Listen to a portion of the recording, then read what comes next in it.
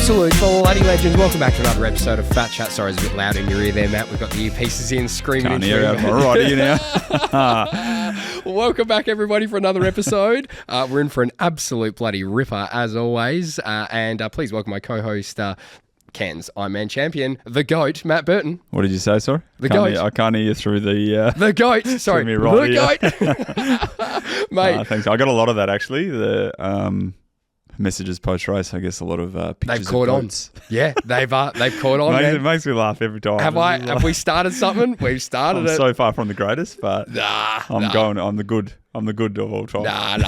That's not what he says. I've actually had to change his name. I'm not joking, everybody. Look, have a look what Matt's name is in my phone. The GOAT. Have you seen that? The GOAT. With an emoji of the goat. With a little emoji of the goat. So speaking of the GOAT, we are currently running the half marathon program that was designed by you, and we're doing this together, which has been great. And everyone's absolutely flying. So first, proper week is done just about now. Yep. And I had the first running session last night down South Perth, which was great. Good turnout. It was good. People there getting amongst intervals, I guess. We've broken it up so, when you get a group of people together, it's not just, I know a lot of the run clubs, the social ones, they just run 20 minutes one way and 20 minutes back or however long. But if you can actually break a session up to do it interval based, the intervals don't have to be fast or hard, but you accumulate a lot more distance. I tell you what, everyone was going hard last night. Yeah, okay, it's good. Was going. You can go hard with it, right? Yeah. But it's just more enjoyable, and then all of a sudden you look and you've passed a lot more time and distance than you'd imagine. What you thought. That's what everybody said, right? Yep. So the session that we did, it was 10, 200 meters with a break. Yep. And by the time we got the end of it, because you do a bit of a warm up, you do the run, and then you do the cool down, and everyone looked at their watch and they're like, "I've done 4.5 Ks. What the fuck?" And you're because you break it up and it's a little bit, it's higher intensity. You don't have time to think about where you're in the moment, right? So you're just doing the warm up. You might get a couple of K done, and then you do the main set. And you're just ticking off one interval at a time. Yes. And it's just that's one thing I've always heard over time when I've done group running sessions. People be like, wow, I did 8K today. And it didn't feel like that. No, not at all. Yeah. Right. And you're also drawing on different energy systems. So the warm up and cool down is purely for a bit of blood flow, muscle length, and then the intervals is where the work is. But the stopping and starting, yes, you're not having that steady state endurance, but you are developing, a better run ability. Yes, exactly. And everyone who had not done that before, that type of running, because for most people running, they think it's you go on a path and you run as far as you can and run for time. But splitting it up, they were like, oh, that was way more enjoyable than what I thought. And they went, I didn't think I was going to be able to get through that, but you got through it because of how the sessions laid out. But then also everyone just held getting around each other. Yeah. And what people were doing was they were kind of say I was doing it with them. There was 2 other people that were running with me, and then the next group there was 3 boys that were doing it together. Yeah. And the next group there was 3 girls that were hanging together and sort of doing it, which was good. So use one another for a bit of a pace setting, which was great. So we've actually got sent in. So we've been following Icks and CJ. Oh, also, by the way, one other special mention. So it's a long-term client of mine, Andrew, who's sort of dropped off the face of the earth a little bit. I went and did one of those surprise Majic things to her at 6 a.m. the other week, which was super funny. She signed up to the half marathon, and she come down last night and she did so well. So, right. Shout out Andrea, great job. When was the last time you saw her? I reckon it was probably 6 months ago. And you just went knocking on the door. went knocking on the door. So everybody be wary because it's coming. There's coming if it's he goes away next week, so everyone's safe after That's Thursday. what I'm telling everyone. That's what I'm telling everyone. Going to go to Europe and Mykonos and knocking on doors. We will not see you again. And we've been following Icks and CJ's journey. So I've got a little voicemail sent in from CJ for his first week. So we'll check in with CJ. G'day, Gerard. It's been a good first week in the half marathon training. Yes. Monday felt really good getting out and getting moving. Didn't find it too difficult and really enjoyed running in the afternoon with one of my sons. So good. Last night, the first group session was just amazing to be a part of. So much support, good bunch of people down there, and really did it a lot better than I thought I might when I looked at what we were going to be doing for that session. But looking forward to getting out on Saturday morning and going for a run then. CJ, the anaerobic beast. You should see him at you should see him. He would have loved the 200s then. Yeah, the 200s suited CJ much better in his power system. So that was great. And he's also getting his son running, which is awesome. It's good. Yep. Real good. So we're looking forward to Saturday seeing him. And then we've got Alex as well. Hey, Gerard, of our half marathon challenge. And straight after the run. I was surprised at how much the interval running was harder for me to do than I thought it would be. Big fan of the warm up and cool down. but I feel like actually really good from it, which I think is a nice. The surprise in her voice. And but in all honesty, I think I need you back as my running partner, because running with Will, the ex-athlete, is a bit of a turbo. And instead of doing the recommended 10 lots of 200, I'm pretty sure we did 12. So Will was pushing her, which you got to be this careful. Is what we got to be very careful about early on. Yeah, we like the motivation, we love the enthusiasm, but let's reel that shit in. Yeah, I would have sent a message. Yep. You'd know this side, especially week one. Intervals are the one thing you can't overdo. Yeah, okay, if there's a 30-minute jog and you do 35, you can do it. That's fine, but adding intervals because it's higher a lot more stress on tendons, muscles, especially week one, your calves. That's a lot of load for calf muscles, especially when she's like, I was worried about those paces. Like those early intervals, there's a lot of neuromuscular component where your body's not actually very good at running at that speed. It's not very efficient yet, but that's what they will aid in. So well done. We like it. That's how I've changed. Well done, but don't do it again. Yeah. That's simple. Whatever's written on that program, do the program. Follow.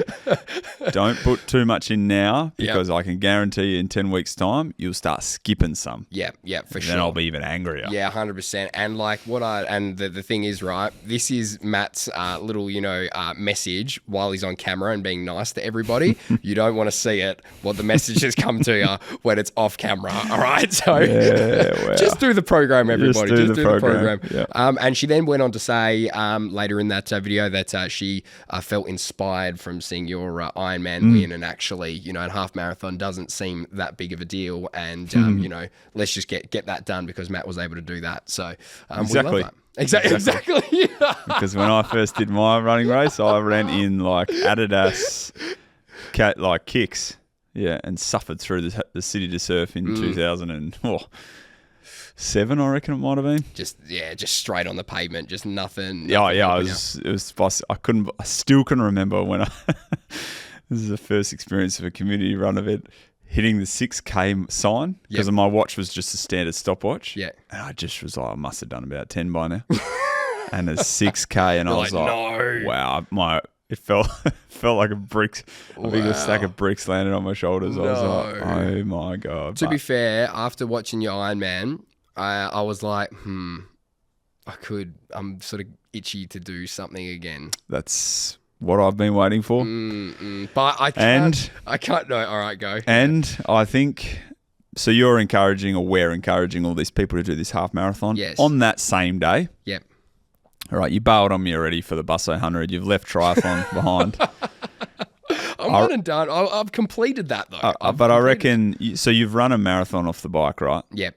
So hard to do, everybody. It is. I actually feel fresh marathons are harder. So when everyone else is training for their half marathon now, I feel Body Imagine needs to step it up. Yeah.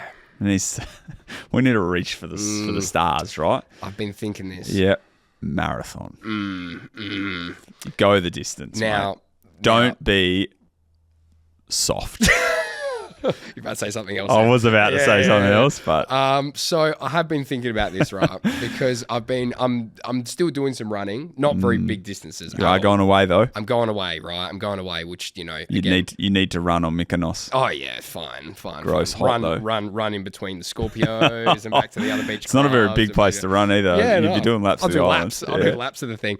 But I've been thinking about it because I was like, I could do something, and I was like, what could I do?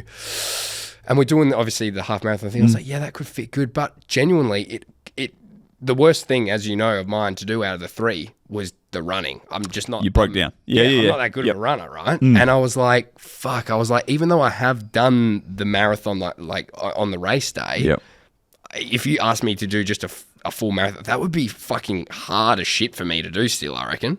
Oh, I've pulled up sore from running fresh marathons than I have Ironman. So right, wow. Different, right? You go faster. Yeah. So you put your body under more stress. And now the thing that scares me is that people go, oh, well, you fucking did. You've already done one. But I'm like, yeah, but I haven't actually. I was stopping and starting. Like, if running the whole way, I feel like that scares the shit out of me because I reckon that will be so painful. Yeah, and you still got to go. You still got to travel the distance without it being dark as well, right? You can't hide in the dark there, mate. Doesn't it start at 6 in the morning or something? 6, it's light enough though. Yeah. It's it's a great run and there's plenty of people out there. But if I crawled, I reckon it would take me to a night time, maybe. No. No. How long do you reckon it would take me? Oh, I don't know. We could set goals, but I don't know if that's a smart thing now. I reckon you need to get running first and get through Europe. Yeah. You're also 5 kilos heavier. Yeah. Which doesn't help the situation. I'll look good while I'm running. You will look good. Yeah. The muscles will be popping. Yeah. Well, we're still, All right. Okay. All right, I reckon you have to, though. All right, FatChat, everybody, because do you know what this half marathon thing was all about? It was about getting people out of their comfort zone a little bit, out of the norm. Even though you say that I've done that, I haven't really done it before because it was a fake marathon. It was a different marathon. Oh, careful! It was careful. There's a lot of triathletes follow this show now. It's different. It's not a fake marathon. It's an enduring marathon. It's an enduring marathon, but stop-start, right? This one out the gates. I have to go from start to finish. Yep. No walking. Grab it through the aid stations. Yep. Keep on. All right. That is what we're all about. You doing it? I'm fucking doing it. You're going to have to email Brody. Go. We're going to email you. Yep. We need a spot for Body Madge. Yep, we need to get him on the team. That's right. Let him in. We'll cut somebody off. I think it's sold out, but that's right. We'll boot a few people off. Let us in. Knock. All right, I'm doing the marathon. I'm doing it. I'm saying it with chest. He's back in the multi I'm doing it, everybody. I'll see you at the marathon. A good mate of mine's like, I think Madge is a bit lost at the moment. He needs another goal. We found it. We found it without even looking for it. We're in, everybody. Quick little break here, guys. It's Matt and Gerard here from FatChat. Hey guys, if you haven't already, would mean the world to us if you could follow, like, or subscribe to any of our channels on any of the platforms that you're listening to, because it just goes a long way into growing the pod, getting more people on, coming back and doing this every week, and we obviously love to hear from everybody too. So if you haven't already, make sure you follow, like, subscribe. It'll take you 15 seconds. We'll owe you a favour. You can let us know what that favour is at some point. When Matt's walking around, you can ask him for whatever favour that you like, and he'll definitely do it. No, ask Madge. If you come up and say, look, we've subscribed and we've followed, we'll owe you a favour. I'll do it. Thanks, legends. Back to the pod. Hey guys, Dan from BackChat here. While Gerard's mum is a real doctor, this segment is for entertainment purposes only. For specific medical conditions, make sure you seek the advice of your own doctor. Back for another appointment with Dr. Majic. Already. It feels like it was a few minutes ago. And it does. Same clothes, everything. It's just so weird every time we do these. But how you going? How has the week been? It's been really good. What about yours? Yeah, it's been good. How many patients do you see per week, do you reckon? Oh. How many lives are you saving per week? I don't know about life saved, but I see, probably about 100 patients a week. 100, wow. Yeah. That is hectic. If I was seeing 100 people in person a week, I'd be cooked. I don't know how you do that. And it's still got time to come down and do FatChat and Dr. Majic questions. Why wouldn't I make time? How? And cook my dinners. And amazing. She's amazing. She does it all. Mum, we've got some questions that were sent in. And this is the first one we got off the top. And this was actually not sent in by me, but I do want to know the answers. How do I stop my receding hairline? How do you stop it? Fuck, it's going, hey, it's going. Well, it is a sign of good testosterone levels. That's a good thing for you to know. The Mac is M on the top of my forehead, though. It's just this. Look, I guess, it is a genetically inherent condition. By who? You or Dad? Oh, it wasn't me. Definitely not me. So I've got lots of hair here. No, apparently it does come through more the female line, I think. I've said to Dad, if the two things are genetic, I don't think I look that much like Dad, but if the two things I got is a bad fucking prostate and a shit hairline from you, I'm going to be so fucking pissed. I keep telling him that. You've got your good looks from your mother. Yeah, exactly. In terms of receding hairline, there is medication you can be prescribed for it, but it's not without its side effects. I had such bad side effects doing it because I went to that. Remember how I went to that hair loss clinic, and I did the whole it was expensive. It was like $3,000 up front, and you got the laser hair things that you sit in the chair and you do that twice a week, which does fucking nothing. That doesn't do anything. The thing that actually works was the medication. So it's finasteride and what's the other one? Mox. I'm not sure. Oh, there's two. Anyway, there was two that they used that I was using a combination of finasteride. Oh, fuck, I can't remember. And it was the drops in your hair and then a tablet. Yep. That worked, and it was coming back so thick and so nice.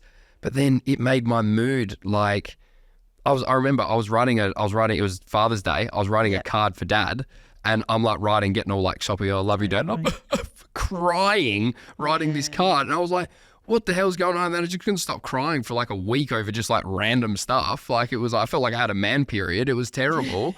And it was just like, and then the second I thought I'm going to stop that, stopped it. And it was fine. And it was fine. Well, a lot of men do really well with that particular medication, but there are some side effects. I mean, some people have problems with erectile function with those medications. However, you can use, did you use minoxidil drops? That's it. Yeah, that's it. Yeah, so you can use those, and that's quite fine to do on its own. And you can buy minoxidil drops or Regain as one of the products from the chemist. You don't need to have a prescription for it. And you just drop it onto your dry scalp morning and night, about 1 ml, and just massage it in. It may be of benefit. Did you try that by yourself? Yeah, I did that. I did both. It didn't. The actual I did Regain before I even did the hair treatment place. Yeah. It didn't do anything. But mine's not super, super bad, but I just want to get on top of it. But then what she said, she was like, I went back and I was like, look, I'm not doing the medication. What else can you do? And she said, you could do a transplant. I was like, okay. Do you know how much transplants are here? They're like 20, 25 grand for it was like 500 follicles. So 500 follicles get you about like 15 centimeters of head. Right. Yeah, but that's a lot. Yeah. Well, yes and no. It depends on how bad it was. If you had if you're full bald, you need oh, sure. And it was, went up a lot. But she said, the ones in Turkey are actually really, really good because everybody goes to Turkey. I have heard that. Yeah, they're actually really good apparently. And you get unlimited for, I think it's 5 grand, which is crazy. So I thought Turkish men just had a lot of hair. Yeah. They're all getting hair transplants. Yeah, well, they must be. Have you seen the photos of everybody coming back from Turkey on the aeroplanes? Because you have these mesh things on your head, this cushion thing, so the sun doesn't get it as well. Right. So you're sitting there with that, which is pretty funny. But she said to me, she said, your hairline, it's going back, and when you looked at the thing, it's going, but it's not bad enough yet to do the transplant because you don't know what the pattern's going to be. So if you go fill it in, they'll stay there. But you'll keep going back. So I might have these wicked patches of here and then just work all the way back. So I was like, you got to wait up, don't you? Next Europe trip, just wait and see. But yeah, it sounds like, it's a cosmetic thing in the end, I suppose. But certainly hair loss can reduce some people's confidence as well and how they feel about themselves. But otherwise, you just embrace it, don't you? Yeah, but I like my hair. That's why I thought I'd go blonde for a little bit because I went, I don't know how much longer the opportunity is going to be there to have blonde hair. Yeah, I might just as long as bleaching it doesn't make it fall out. Yeah, it's fallen out. It's just been re-dyed. It's actually, you should have seen it this morning. I'm like this and I'm like, oh no, get back in. There's all fallen out. Anyway, next question. I'm a 21-year-old girl and I've never had an orgasm. Is there something wrong with me? Well, no, there probably isn't anything wrong with you. Some shit partner, obviously. Okay, now I'll get to work. Well, it could be. It could be that you actually have not got you're not actually in a relationship where you actually feel comfortable enough to have an orgasm, or that person may not be as that sexually experienced. I suppose a lot of women are maybe a little bit more shyer about their bodies than men are. I mean, most young boys, will really work out how to have an orgasm from a sort of early teenage year. They'll really work out, yeah. They generally work it out, but women are, it's a little bit different for young women. Young women are not, maybe as open about doing that. Yeah. So is it more about that rather than Can it be medication? Can it be confidence thing? Can it actually be like you actually just can't do that? There are some women that may be anorgasmic, may never be able to have an orgasm, but it's probably more a combination of all of those things. And I do think that women should get to know their own bodies, and they certainly should be able to read about it, and so they feel more confident. So, I mean, they kind of have to know what actually turns them on, rather than expect a partner to sort it out, So it's a bit of a, I think it is definitely a learning curve that women really need to learn more about their own bodies. It's not quite so upfront, it's not so hanging out there. Whereas, boys, it's obvious where they have to go. These questions are a lot easier when there's the Matt sandwich in between. It's actually fine. But anyway, all right, next question. Another one. What's the process to check my sperm count? I'm in my mid-20s and don't want to have children anytime soon, but I'm just curious to see if my sperm are any good. Do I go to a GP for that? Yes, you could. You could definitely go to a GP. Look, I guess, infertility in men is, can be a genetic problem. And often men will know that they've got a member of their family that was infertile, and it's to do with the mitochondria in the sperm. The mitochondria is like the powerhouse in the sperm, and they're just not swimmers. Okay, so and some of them in fact have a very low sperm count as well. How does it get passed on genetically if it's a genetic thing that passes it on? How do you get that? You know what I mean? Yeah, look, I don't know the exact mode of the genetic, but of course, as you say, you've got your father presumably. They've obviously been fine because they've produced you. It can be progressive though, and yes, I don't know the mode of inheritance, but that's a really good question. I'll have to look that up for you for next time. Right. So do you go to a GP to do that, or do you have to go to like a clinic thing? No, you certainly can go to a GP to get a sperm count done. Can you? Definitely, but mostly that would be in the context, if you were using Medicare for this, in the context of finding out why, you've got a couple and they're trying to have a baby, maybe investigating why they're not getting pregnant. So investigation of couple fertility or infertility, that you're able to do that. In terms of can you just go along and ask for one, I think mostly that wouldn't. I've never had anyone come along and ask just for a sperm count. It's funny because I feel like it's the sort of thing that it's like, I'd like to know, like if like I'm all good, because otherwise, you know how like people get to, oh no, I'm going to have kids when I'm 30, you know what I mean, or 35, and you're like, no, we'll wait till then, and then you get to 35, and then all of a sudden you've got, then you work out that you've got a low sperm count. Well, it's a very interesting thing. I mean, I guess if you've got a low sperm count at 20, you're going to have a low sperm count at 30 and 40. For men, their sperm count reduces with age, advanced age, we're talking 50s and 60s, but as a young, it doesn't really change much between 20 and 50, say. Whereas for women, their egg count reduces significantly between 20 and 35, So women, their fertility is much more affected by age. Whereas a man could father a child even they're 50 or 60 or crazy 70. But in terms of do you want to know the baseline, it's possibly a reasonable thing to do if there's a history in the family. But for most men, it's probably just an over-investigation and something that could cause them more anxiety. And I suppose what do you do with that information as well? If you know at 25 that you've got a low sperm count, I guess you are then, you would feel that you would need to discuss that with your partner. It could cause a lot of problems in the future for your relationships. A really difficult one in terms of the I suppose all of the other issues around that. Yeah, it's a tricky one. Hey, I'd like to know. I reckon it'd be good to know. But there's nothing that can really happen for guys between sort of 20 and 30. There's not like a thing that you can. I don't know. I'm just trying to think of a scenario or a disease or something that happens to you that will reduce your sperm count. Oh, absolutely, there is. Of course, if you minus an accident, obviously. Well, if you were had cancer treatment, say for leukemia when you were a child, and you had chemotherapy, then it may affect your sperm count. In those situations, it's very important to check, because you may want to think about freezing sperm and things. Often they will, if someone is of adult age and they're going to have any of these treatments for cancers, they definitely would be freezing sperm, and for women freezing eggs and things, because it could affect their fertility. So if there's a physical reason before you have treatment, they would try to do that. Of course, if you're a very young child, they can't be doing anything like that. So so there is lots of medical reasons where your sperm count could be reduced. But for women with that they can do a test to see what how many eggs are left in the ovaries. So they call it anti-Mullerian hormone. They can do that test. That'll tell them about their egg reserve because it's finite, we think.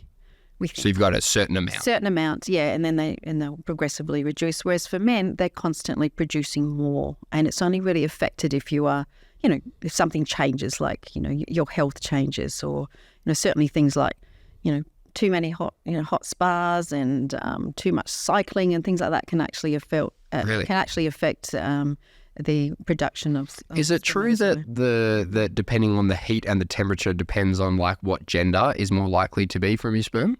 I've heard that because it's like I don't know athletes that are male, like professional athletes. You see they always have girls, and that was a thing that I heard. Well, I'm sure that's actually true because certainly female sperm are much stronger swimmers. Yeah, they're much more resilient than the male sperm. So. Go girls. Go girls, yeah, right. Wow. There you go. Strong swimmers. Love it. Why does coriander taste like soap?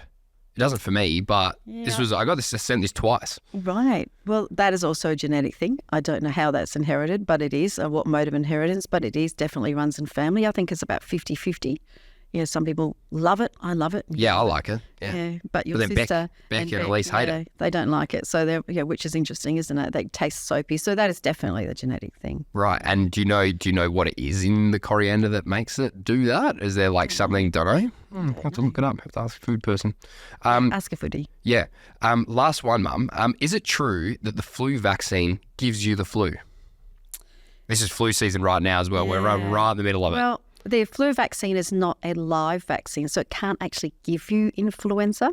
So it's something that makes your body think it's influenza in the vaccine to stimulate your production of, like your reserve antibodies, the soldier antibodies that are waiting ready for the fight. So hang on. So in the vaccine, it's not active, so it doesn't actually put it in you, but it puts something that makes your body think it is. Right. Yeah. And then your body produces, and what was it? It produces memory antibodies to this antigen that's in the vaccine. So it's called an antigen. It looks like the influenza virus, but it's not. Right. So your body thinks it is, and it makes these memory antibodies ready to proliferate and grow whenever you come in contact with influenza. Right. But having said that, any vaccine can cause you to feel achy and sore for a few days. Some people do get, flu-like symptoms.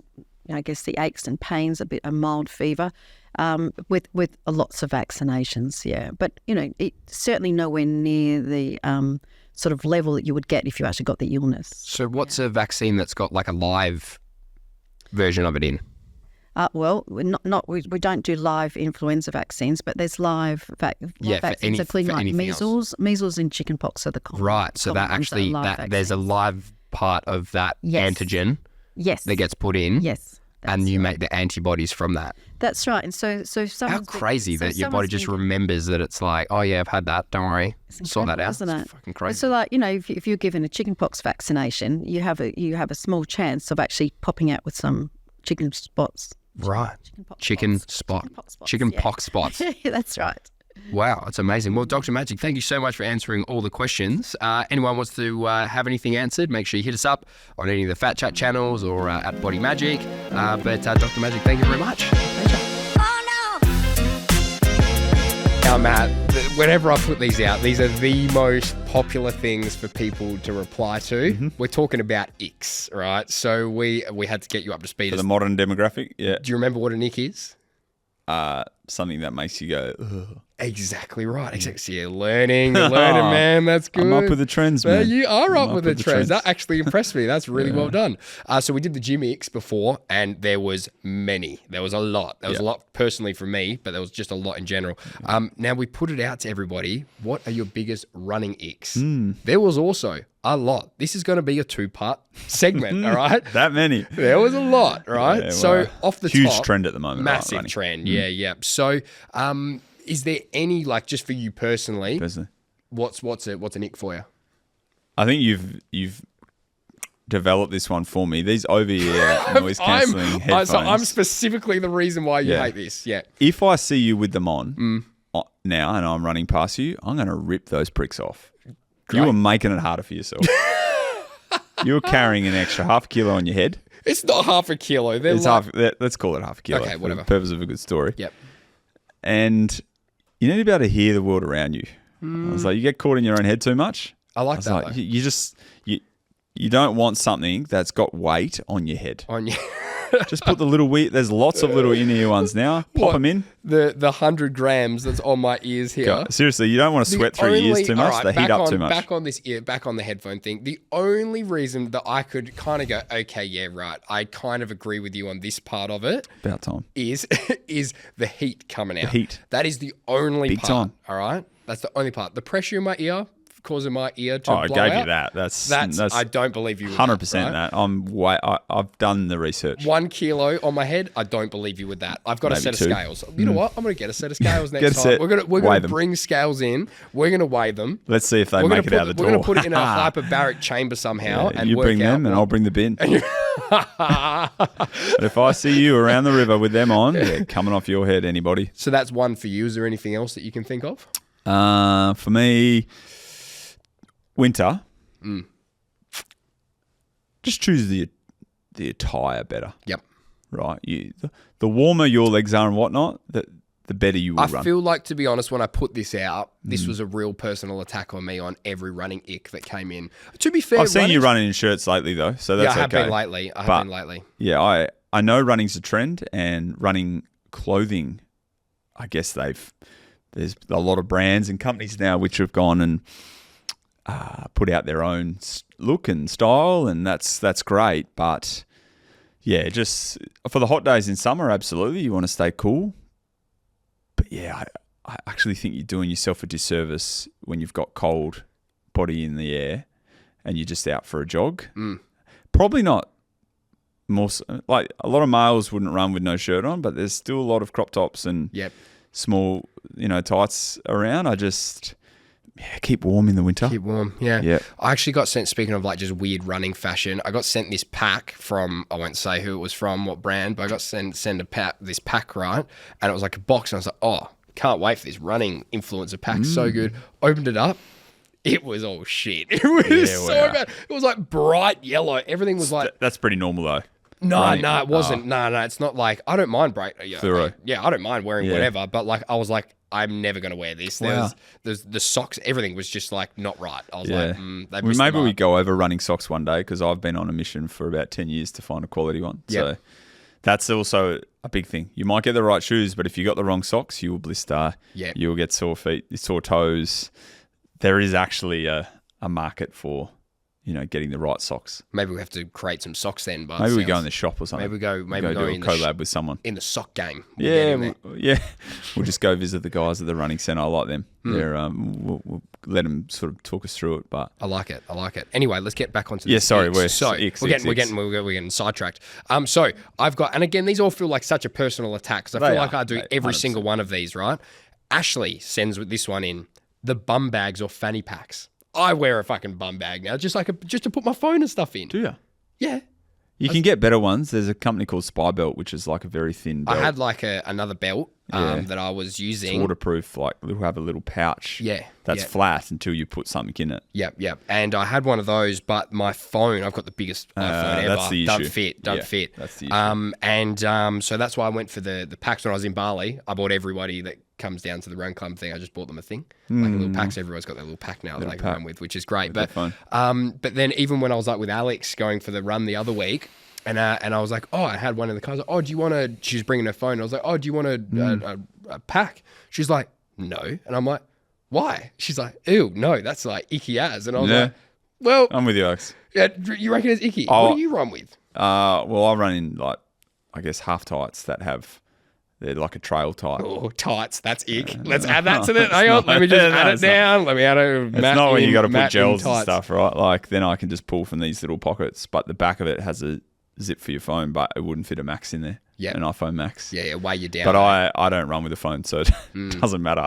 True. No music. No nothing. I don't run with anything. So even when I wear shorts, I don't need a pack. I just take my heart and my legs and go see the world. What do you got next for the next one? This one's from Jono. I'm going to drop his full name. Yeah, allowed to do that? Jono Vanderham.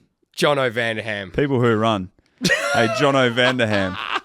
Get out down the lens for it. Get out of the ham section, Jono Vanderham. Get running. Get running. I know people like you. There was quite a few that sent that in as well. Like, Right. People who run. Very good. Very good. We've got one from Miles. Dudes who wear no shirts and a backwards cap and big sunglasses. Jeez. Quite specific. Very specific. He's definitely seen somebody when he sent this. Oh, look, running fashion is each to their own now, isn't it? I wear the big sunnies everywhere now. I just wear them in the car. Oh, yours are sports sunnies. Yeah, the sport so that's like that's what you're talking about. I think. Okay, that's very normal. Yeah. I mean, there's some rip-offs out there, but yours are almost a $400 sunny. Yeah. So it's like their lenses in those are amazing, whereas the hat backwards is up to the person. I do find that a bit odd. Why would you bother with the hat backwards? When you can put it forward. You put it forward and you just cover the face. That's exactly right. Especially you usually wear a hat for the sun. It's always one of those white football club hats. Always, hey. Those mesh ones, and it's got the shit logo on the front. Yeah, Always. I've never understood like with the whole hat thing because again, it's all right in the winter when your head heats a lot, right? So you wear a hat, it heats up even more, unless it's a really sunny day and you are trying to put ice in there or something like that. Do you wear visors ever? Nah. I could see you wearing a visor. Just Yeah, they're because pretty big in your- triathlon. Your Just so thick hairline that's going fucking nowhere. The sun cannot penetrate Can't that get skull through that if head. it tried. Yeah, Like, yeah. If there was two suns, it wouldn't get through that. That is protection from here.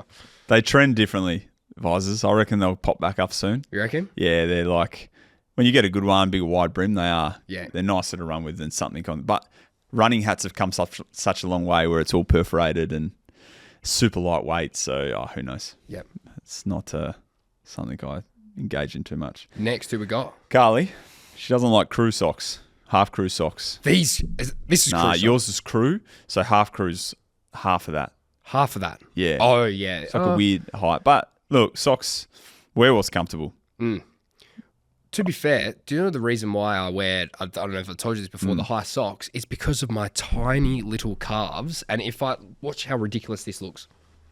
Can everyone see that? Look how much Achilles there is there. There is just so much lower leg.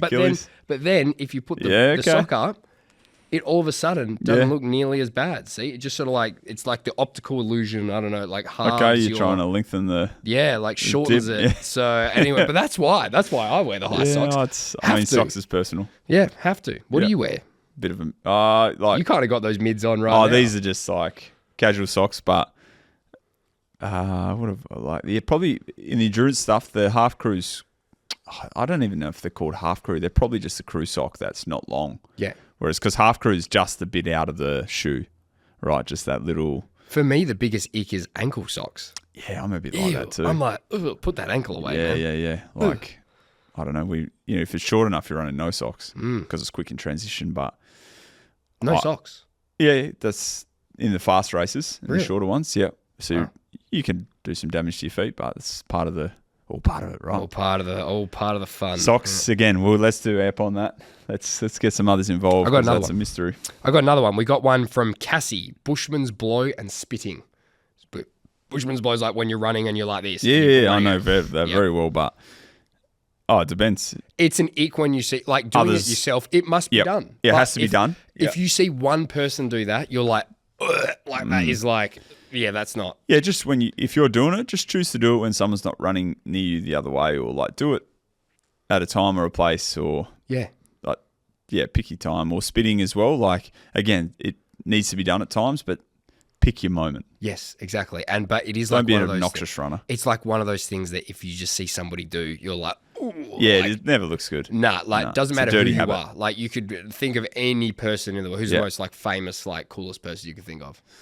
If you saw Margot Robbie do that, would you be like, oh, ick? I would, eh? You would. Yeah. Like it's true. Yeah. And I love her. I Nobody's think safe. she's fantastic. Yeah, you know? like nobody's For a number safe. of reasons. Nobody's safe. Yeah. Like it doesn't look good on anybody. Yeah, 100%. Who have you got? Next one. From unknown. This is an unknown. They don't want to put their name to it. Go. Guys that leave the house with no shirt. This is again must is be one of my attack neighbours body that's saying man. this. Which Hold one on. of my neighbours Sorry, was not this? unknown. Rebecca. Rebecca. Oh, She's just trying to get you to cover up, mate. Wants to see everyone see the shred. The Europe shred looks so good at the moment. Yeah, and the winter definitely not necessary. To be fair, right, this is a tactic that I do, right? If I want to run with the shirt off, you never leave the house with completely no shirt. If you do leave the house with the shirt off and you intend to run the whole way, at least tuck the shirt in the back pocket / down the shorts into your undies so it looks like you've taken it off halfway. That's how to do that. That's how to get around the ick. That's up to you. If it's a hot day in summer, you're literally just adding more clothes to wash. Yep. That's so what I think. If you're actually going to do a run that's got some purpose to it and you're going to sweat it right up, get it and off. It's 35 degrees. Work on the tan. Don't even worry about it. I mean, I go running the trail so no one sees me anyway, but like if it's really hot and I'm do you go shirt off? That coated in sunscreen, I would start with no shirt. Wow. Well, what a waste. Also, if you run for 2.5 hours, shirts can cause chafe when it's really sweaty. So those nipples, nipples are gone. It doesn't matter if you're using Body Glide or Vaseline or whatever. It's like you can save all of that. save your chafe balm. And I don't know. She just maybe hasn't seen a nice looking rig walk out the door. Maybe. Obviously, that particular person. He or she, I don't know who it is. Next one, we've got Harry. People who post their Strava run on their story. You'd hate this. I hate it. Yeah, Harry, yes. I knew you'd like it. Let's fist pump, mate. That's like, Strava is social media. Like, see, I have I think I have Strava. I've never ever once looked at the Strava app once ever, so I don't actually know what. We can discuss Strava another day, but there's even from what like Chris was saying and you were talking about the other week about like, people won't put certain runs up because it messes with their times and people get so worried about Strava. Get worried about it's the same as Instagram. Yeah. Don't be consumed by something like it doesn't matter. If you're doing what you need to do, just put it up and leave it. It's just for the wide world to see. It's great for the heat maps on Strava if someone's got a map to show routes and it's. But I'm a Harry. Come on, mate. Don't repost it to. Yeah, I think that the other thing that, like, all right, just from a content creation point of view, right? As in, this is what I do. You want something. If you put something up, you want something that people are going to look at and be like, "Oh yeah, cool." Me, I'm the second that I see it, I'm not even looking once. It is half a second of my attention to the next story. Yeah, but nobody does actually give a fuck about that. If you're going to do your run, cool. Do a photo of you. Be like, "Oh yeah, I did my run." Didn't run it or something, whatever. But. Whatever. You put a Strava up. No one cares. You're not putting an easy one up, are you? No. Because it doesn't look good. It's like, oh, well, you're only putting up something you think's good. So it's like, well, really every session matters. Yep. If you're training for something, just do it and just the enjoy other it. thing, I feel like the majority of people don't understand what if you see a Strava thing and it's like your pace is, I don't know, 5 minutes, kilometers.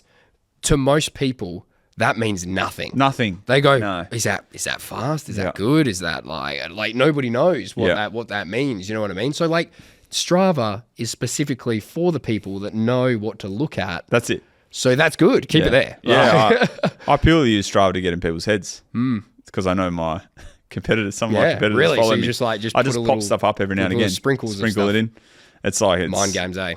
It's irrelevant because if I put a full week up, I would kill someone. So, Harry, I like you, mate. I like it. Actually, got one more. We've got another. It's from same Harry. Harry. Same Harry. He's on fire. And he's on something with me again here. Gee, we should get him in. I like this bloke. When somebody's threshold pace is 20 seconds faster than the easy pace. So this is on Strava? This is on Strava again. So when someone would put up like easy run, right, and say their race pace is, let's call it 4 minute per K, but their easy run is 4:20 is what he's saying. It's like, no, you're pretty much, by the end of that, you're going to push in towards threshold from a heart rate point of view. So that is not an easy pace. So it's someone boasting about, that run was easy for me. It was crazy for me, but actually they were fucking pumping it. Yeah, their race pace is no different to it. Right. It's like, well, that wasn't easy. Oh, right. Okay, I get you. Because when we were speaking about it previously, where it's like, all right, your easy run pace that you were saying was like 5 minutes or whatever. I'm okay with that. But then when your race pace is 3 minutes, whatever. Yeah, so my threshold's 3 minute pace, 3 minutes per K, but I run my marathons off the bike. They're like, 3:45 is a great run. So ideally, if you're training correctly and you are really fit, there should be quite a difference between the two. Between an easy run, pace should be irrelevant. Does that only stretch out to when you're like really good at running though? No? Right. No, because everyone has a threshold. Right, so if your threshold is 5 minute pace, doesn't mean your easy run is 5:20. Okay. It really means your easier running is probably a minute slower per K. Yep, gotcha. I'm with you. I'm with you. Fantastic. Hey, great, Icks. There's so many more. Thanks, Wait for part 2. Legends, thanks so much for listening to the podcast so far. This next little segment is part of our Friday guest episodes that we put just a small little snippet at the end of the episodes here for you to get a little bit of a taste of what's to come. The full episode with our fantastic guest will be out this Friday. Make sure you tune on in, listen, subscribe, like, and I hope you enjoy the little snippet from the episode coming out this week. Saving goals, kicking snags, just, absolutely chopping it up. How's it been?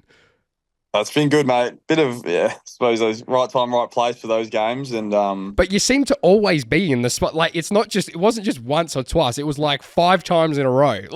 Yeah, I don't know. I got lucky, I reckon. But no, it's been good, mate. Like, you play for footy for those moments, and I was lucky enough to be a part of it all. So I still wish we went a bit closer and won another game and maybe another 2. So, but we learned from that, and we'll as a group, I reckon we're heading the right way. We're in a better space we are this year than we were last year. Most definitely. It's been so much buzz around Carlton. It's been insane. I'm definitely a bandwagon. Well, obviously because of you, I go for Carlton. But, big bandwagon supporter jumping on and making sure I'm seeing all the games. But, go back to the finals last year, the elimination final where you had all those, big moments and everything.